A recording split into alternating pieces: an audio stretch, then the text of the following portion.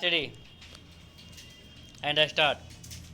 राज्यसभा के सभापति के रूप में अपने पहले संबोधन में जगदीप धनखड़ ने जिस तरह न्यायपालिका और विशेष रूप से सुप्रीम कोर्ट को उसकी लक्ष्मण रेखा की याद दिलाते हुए उसकी ओर से खारिज किए गए राष्ट्रीय न्यायिक आयोग का उल्लेख किया, उससे स्पष्ट है कि यह विषय केवल चर्चा तक सीमित रहने वाला नहीं है। यह रहना भी नहीं चाहिए, क्योंकि सुप्रीम कोर्ट की ओर से सर्वसम्मति से पारित किसी संशोधन विधेयक को खारिज किया जाना कोई साधारण बात नहीं।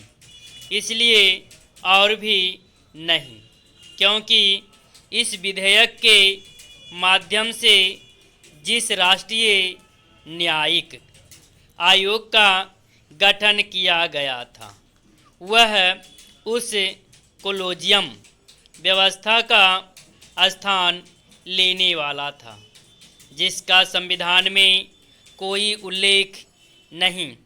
कोलेजियम व्यवस्था के जरिए सुप्रीम कोर्ट ने न्यायाधीशों की नियुक्ति का अधिकार अपने हाथों में इस तरह ले लिया कि इन नियुक्तियों में सरकार की भूमिका पोस्ट मास्टर सरीखी रह गई।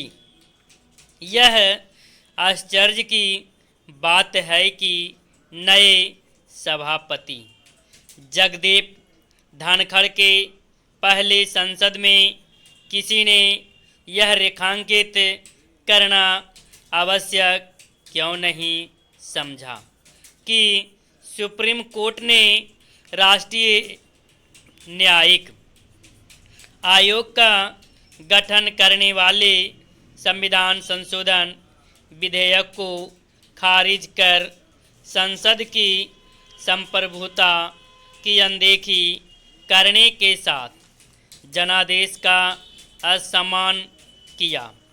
इस विधेयक को खारिज करते हुए सुप्रीम कोर्ट ने कहा था कि यह संविधान के मूल ढांचे के अनुरूप नहीं समझना कठिन है कि किसी ने यह प्रश्न क्यों नहीं उठाया कि क्या न्यायाधीशों की ओर से अपने सहयोगियों की नियुक्ति करना संविधान की मूल भावना के अनुकूल है। क्या यह कुछ वैसा ही नहीं जैसे कार्यपालिका के शीर्ष पदाधिकारी अपने उत्तराधिकारियों का चयन स्वयं करने लगे।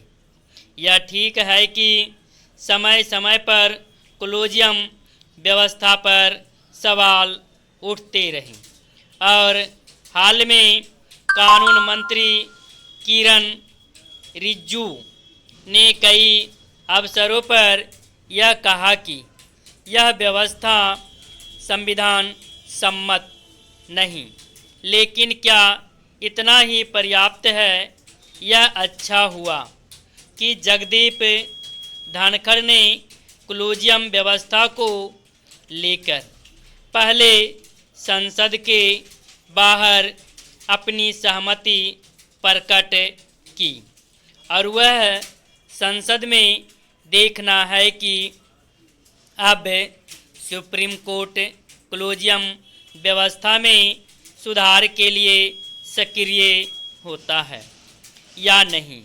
यदि वह सक्रिय नहीं होता तो संसद को यह सुनिश्चित करना चाहिए कि यथास्थिति बदले और न्यायाधीशों की नियुक्तियों की ऐसी कोई व्यवस्था बने जिसमें समस्त शक्ति सुप्रीम कोर्ट के पास निहित न रहे।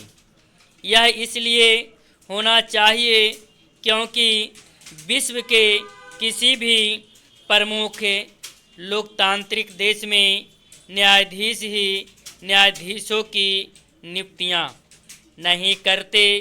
भारत में वे न केवल ऐसा करते हैं बल्कि उसकी पूरी प्रक्रिया गोपनीय भी रखते हैं। सुप्रीम कोर्ट के वर्तमान और पूर्व न्यायाधीश कुछ भी दावा करें, यह नहीं कहा जा सकता कि कोलेजियम व्यवस्था के आकार लेने के बाद सुयोग्य न्यायाधीशों का ही चयन किया जा रहा है।